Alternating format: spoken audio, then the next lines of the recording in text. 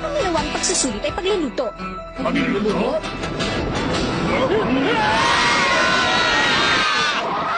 Sa edad na 21, dahil sa pagiging henyo, si Ledge, ang pinakabata at naging pinakamagaling na gourmet hunter. Masyado siyang sumpungin at malupit. Dahil sa katakawan niya, ang lahat ng pagkain sa buong mundo ay natikman na niya. Pero hindi pa rin niya nalilimutan ang lasa ng mga ito. Ang masasabi ko lang sa inyo ay mag-ingat kayo sa lahat ng inyong gagawin.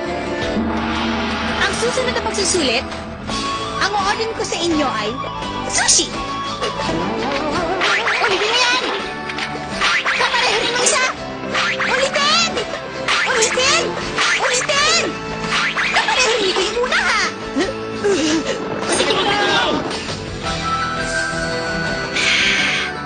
Sorry, nabusog yata ako sa kinain ko.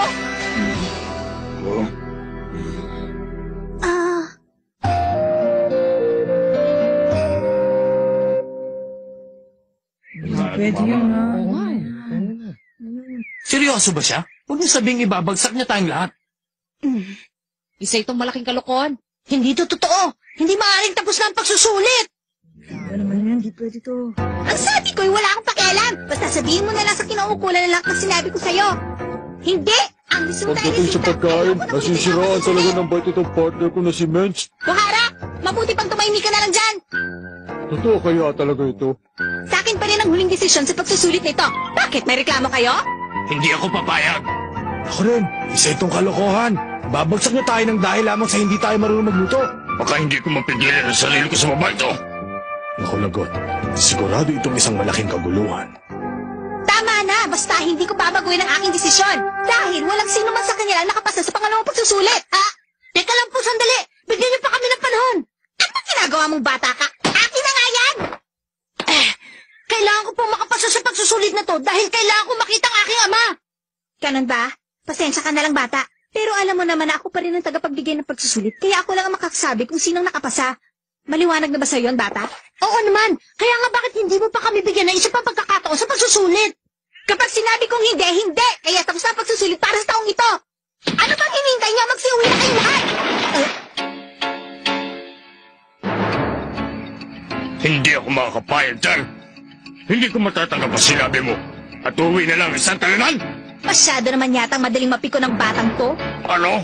Alam mo, ang mabuti pa, subukan mo na lang ulit sa isang taon. Tumigil ka dyan! Ang gusto kong mangyari sa akin ay maging tunay na hunter at hindi isang tagapagluto. Ang pangarap ko ay maging isang blacklist hunter. Gusto kong malaman mo na hindi ko matatanggap ang desisyon ng isang hamak na gourmet hunter na katulad mo. Hamak na gourmet hunter na tulad ko? Oo, tama ka. Paano ka naging hunter? Ang alam mo lang kumain at humiga. Sabihin mo nga! Hindi ba't ang taong yun ay... Ang number 255, siya ang wrestler na si Todo. Hindi ko matatanggap sa aking sarili na isang hunter o tagapagbigay ng pagsusulit. Kahit ang iba pa mga tao dito ay siguradong hindi maniniwala sa'yo. Ha? Malis ka dyan, Buhara. Pabayaan mo ako magpatinig sa kanya. Ako na lang. Nang sa gayon, kaunting buto lamang madudurog sa bubwit na yan. Kasi pag ikaw, baka lutuin mo pa yan eh. Lutuin? Talaga? Pwede mo bang ipakita sa amin yung sinasabi niyang pagluluto? Hay nako, ito na nga bang sinasabi ko kaya ayaw ko sa mga baguhan. Pagbibigyan kita. Number 255, ipapakita ko sa'yo kung anong magagawa ng isang gourmet hunter. Siguradong maintindihan mo ako. Panoorin niyo ang mabuti ang gagawin ko dahil ito na ang handog ko para sa inyong pagpapaalam. Maghihintay lamang kayo sa loob ng isang oras. Isang oras?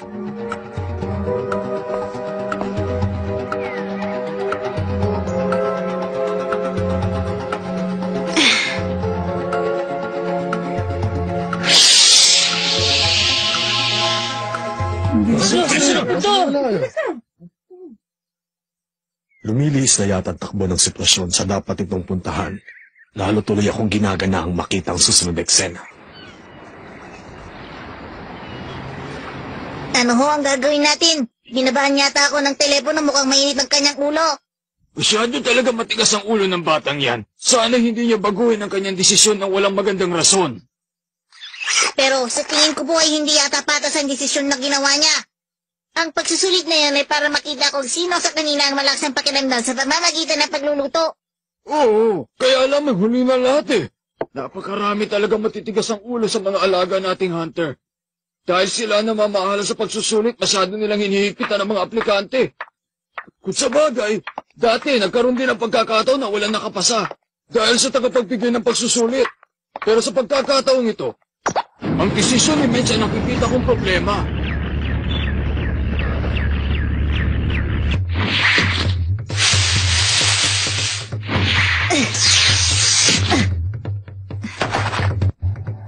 Sariwang-sariwa pa ito. Ah?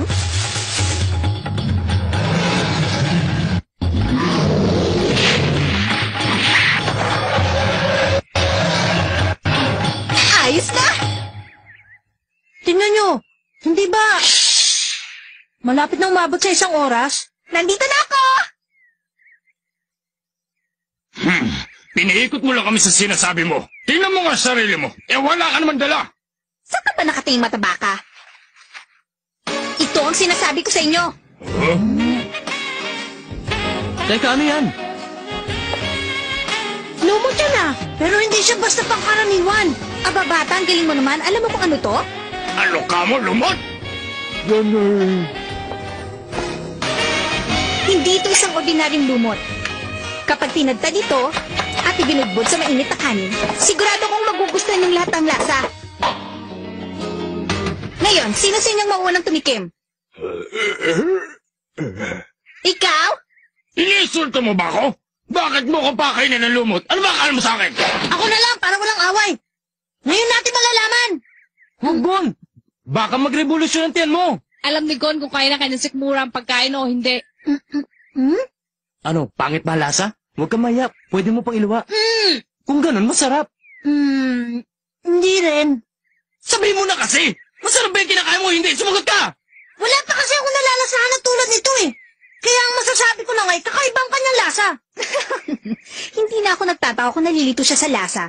Dahil yan ay nakuha ko sa sungay ng isang malaking oso na matatagpuan lamang sa kabundukan ng Laro sa latin ng Numere. Kakaunti na lamang sa lahi nilang natitira.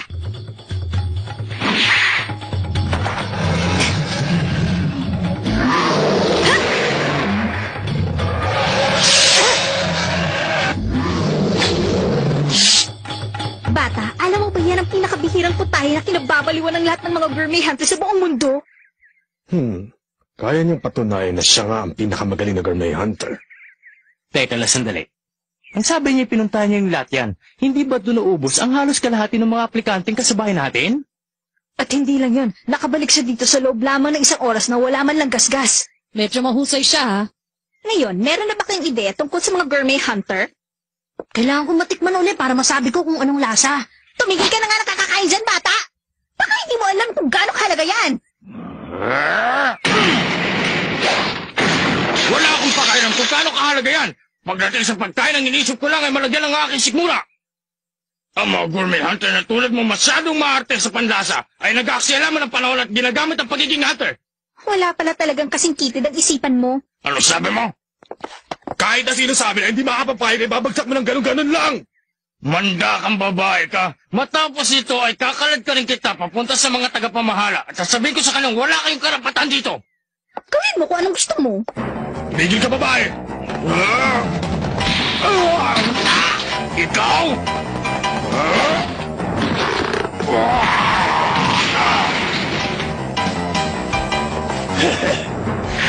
Itinatago ko palang lakas. Siguradong magiging masaya to. Kaya umanda ka. Buhara, huwag ka makialam dahil laban ko ito. Kung ganon...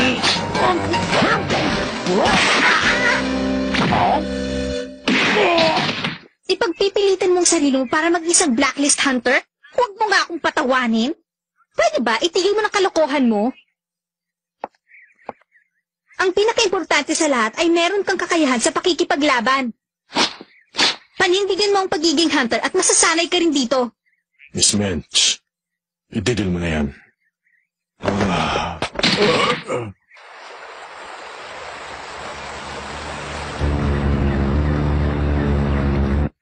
Sa ngayon ay nasisiguro kung wala na magdududa sa iyong kakayahan bilang tagapagbigay ng pagsusulit. Kaya lamang ay hindi na kita maintindihan.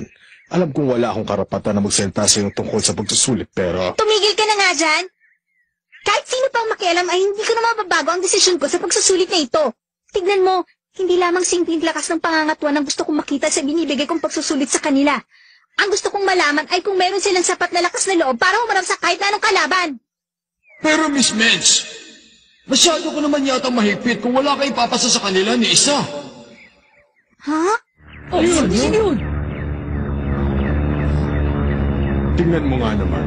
Yan ay! Ang simbolo ng Hunter Association, oh. Ang tagapagbigay ng hatol.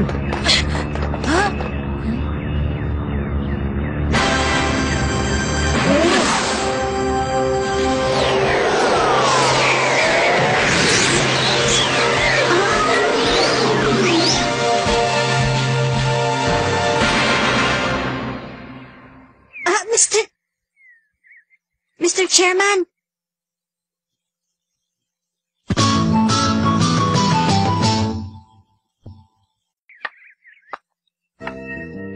Siguradong pagputol ang dahilan ng pagpunta niya dito. Teka, sino naman yung matandang yan? Tinawag siya ni Mensch na Mr. Chairman. Ibig sabihin, napakataas naman ng tinalon niya. Ibang klase. Tama ka. Napakatibay ng buto niya sa binti. Matagal na panahon na rin, Chairman Netero. Ayun, siya ba? Mr. Chairman ng Hunter Association. Siya ang pinakamakapangyarihang tao sa lupuan ng Hunter exam. Talaga siyang pinakamagaling. Nakita mo naman, hindi ba? Ako ang pinakamataas sa lahat ng miyembro ng Hunter Association. Ako ang namamahala kapag gumugulo na ang sitwasyon, katulad ngayon. Hindi ba binibining... Ha? Opo. Tingnan niyo mabuti. Mukhang kinakabahan ngayon si Mensch. Patunay lamang na importante talagang taong yan. Sa madaling salita, ang matandang yan ang magiging tagapagtanggol ng mga aplikante. Gusto mo mapatunayan kung talaga meron silang sapat na lakas ng loob para humanap sa kahit anong uri ng kalaban. Tama ba sinabi ko, Binibini? Tama po yun. Ang pagtutol ko ay hanggang doon na lang. Dahil sa ganong layunin palagay ko ay nabibigyan ko sila ng mas mahirap at mas nararapat na uri ng pagsusulit. Yun ang iyong palagay. Ang mga aplikanting ito ay pinag-aralan mo lamang doon sa bagay na yun.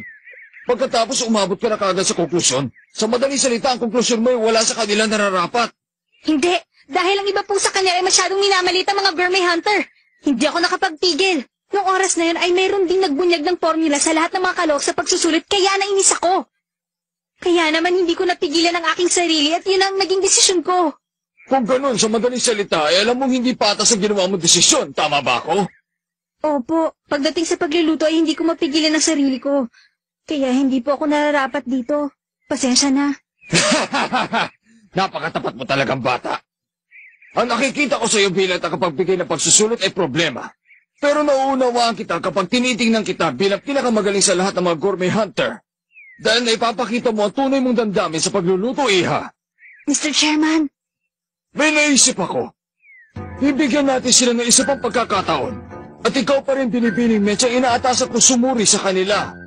Pero sa bagong proyekto, gusto ko sana ay makilaho ka sa kanilang pagluluto para may pamalas mo ang iyong galing bilang hukom. Gusto mo ba yun? Sa palagay ko sa gagawin natin ito ay makakasundo mo na lahat na aplikante. Ano ba na rin? Ayos! Kinabahan ako kanina. Akala ko ano na mangyayari. Pero susubukan pa rin nilang kakayahan natin sa pagluluto at hindi ito magiging madali. Meron pang isang pagsusulit. Oo, di masaya ka na. Oh!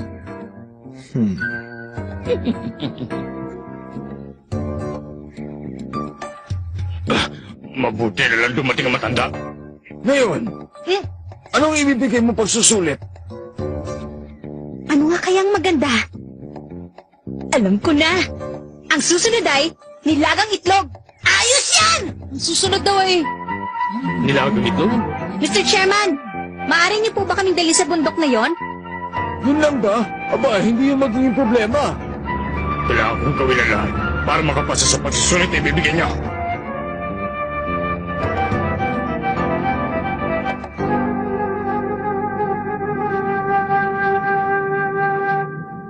Nandito na tayo. Nakakatakot! Napakadilim. Ano kaya meron sa ilalim niyan? Huwag kang mag-alala. Sa baba ay merong malalim na ilog. Paano? Mauna na ako. Bumaba siya para kumuha ng itlog ng Spider Eagle. Dahil sa gitna ng biyak niya namumugad ang mga yun. Ang itlog ng mga spider eagle ay nakasabit sa kanilang sapot para maprotektahan laban sa ibang uri ng halimaw na kumakain ng itlog nila. Isang itlog lamang ang kukunin niya at babalik na rin siya kagad dito. Ganitong uri ng itlog ang ilalaga natin. Dapat ay maging maingat kayong lahat. Dahil ang ilog sa ilalim niyan ay masyadong malakas ang agos, dadalhin kayo niya sa dagat na walang hintuan. Napakayabang talaga ng babaeng to. Sino ba naman ang may matinong pag-iisip na tatalon dyan? Ay, mabuti naman. Ganito talaga ang hinihintay ko. Mas madali ito, kaysa tumakbo ng mahaba at magluto ng katutubong pagkain. Sang-ayon ako. Paano, mauna na ako! Ano pang hinihintay nyo? Ayun na! Kayong lahat, susuko na ba kayo? Kailangan din ng tapang para umayaw. Huwag kayong mag-alala, may susunod pa sa 1 taon. Hindi ako susuko.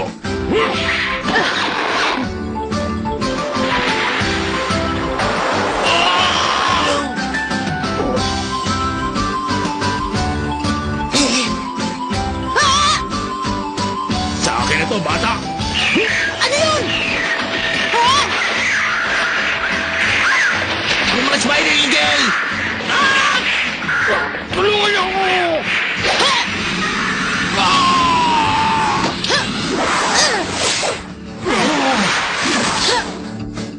Gon, ayos ka lang ba?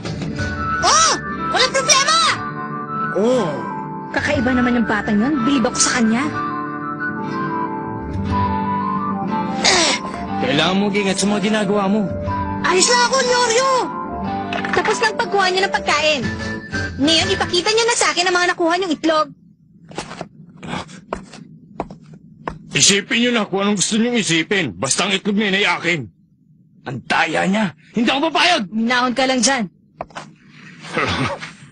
Ha? Asa na? Eto lang ang itlog ko! Ha? Paano mong nakuha yan? Magaling! Napakahusay mo talagang bata ka. Pero bakit mo nga pala isinugal ang buhay mo at bumalik pa doon para lamang iligtas ang matabang yan? Kasi... Narinig ko sabi niya, tulungan niyo ako! Diretso kang sumagot, bata. Napakasimple sa bagay eh. Bakit pa nga ba? Gon, ang kulit mo talaga. Masyado pang maaga para magsaya. Ang pagsusulit ay hindi pa natatapos dito sapagkat ilalaga pa rin ninyo ang mga itlog na nakuha niyong lahat. Alalahanin nyo, ang nilagang itlog ay tulad din ng ibang pagkain kaya dapat lamang na maayos ang pagkaluto. Pero hindi ibig sabihin na basta na lamang ang paglagang gagawin nyo na gaya ng ordinaryong itlog. Siguro naman ay hindi ko na kailangan sabihin sa inyo na babantayan ninyo ang pagluluto. Pag kulang sa luto, bagsak ka. Hindi pa kaya eksakto yun? Hindi, konti pa. Eh kung ordinaryong itlog na, hindi ko kayang lutuin. Wow! Ano sinabi mo, wow? Oh? Ibig sabihin, luto na yan! Kunin na! Oh? Ay nako, paano naman hindi nila malalaman? Ito ang ordinaryong itlog at ito ang itlog ng spider eagle. Tikman nyo. At sabihin nyo kung anong pinagkaiba. Ang sarap! oo. Hindi siya maaaring kumpara ko sa ordinaryong itlog lang. Ang klase nga talaga ang itlog nito. Masyadong masustansya. Parang ice cream na tutunaw siya sa aking bibig. Habang kinakain ay parang nakukuha natin ang lakas ng mga spider eagle. Oo, hindi pa ako nakatikim ng ganito nilagang itlog. Kahit itaya mong sarili mong buhay, ayos lang para sa itlog na to. Mas gusto kong lasa nito kaysa doon sa kanin na nilagyan ng putik. Lumot ang nakalagay doon, hindi putik. Lumot yon, bata, at bihirang-bihira ang pagkain na yon. Ginong todo, saan nyo na lang po itong kalahati? Sige. Ang sarap. Napakasarap niya. Hindi ko akalain na ganito pala ito kasarap. Kapag nakahanap ka ng masarap na pagkain na hindi pa natitikman ng kahit na sino man, makakaramdam ka ng pambihira at kakaibang kasiyahan na parang nakahuli ka ng isang kilabot na kriminal o nakahanap ka ng isang baon na kayamanan. Kaya kaming mga gourmet hunter ay isinusugal din namin ang aming buhay kagaya ng iba.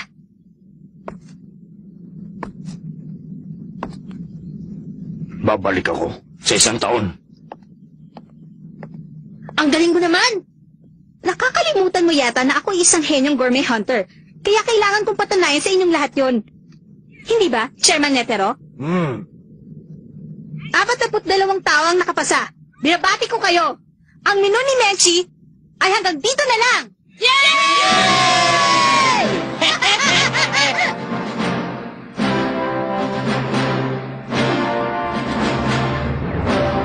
Mabuti naman at natapos na rin ang pangalawang pagsusulit. Salamat sa iyo, Chairman. Sa pagkakataong ito, marami ako nagugustuhan sa mga baguhan. Nasasabik na po ako. Ako rin. Ito na ang simula ng totoong pagsusulit. Ilan kaya sa mga aplikante ito matitira?